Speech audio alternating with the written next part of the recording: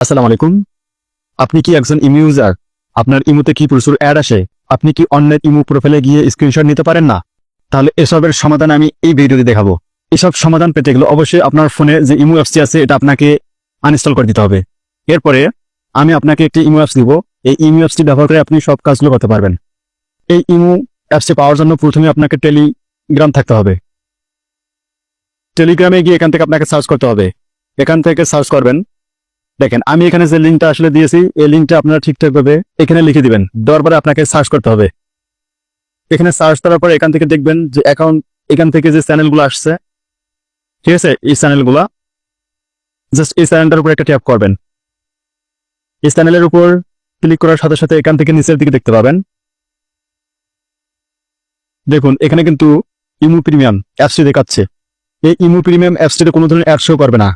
যতই সিকিউরিটি দেওয়া থাক না কেন স্ক্রিনশট নিতে পারবেন অনায়াসে, কোনো রকম হ্যাসেল ছাড়াই। তো দেরি কেন, এখনই আগের ইমো অ্যাপসটি ডিলিট করে দিন এবং এখান থেকে এটা ডাউনলোড করে নিয়ে পুনরায় ইমো অ্যাকাউন্টে লগ ইন করুন। এরকম ট্রিক্সগুলো প্রতিদিন পেতে এখনই আমার চ্যানেল থেকে ফলো করে সাথেই থাকুন।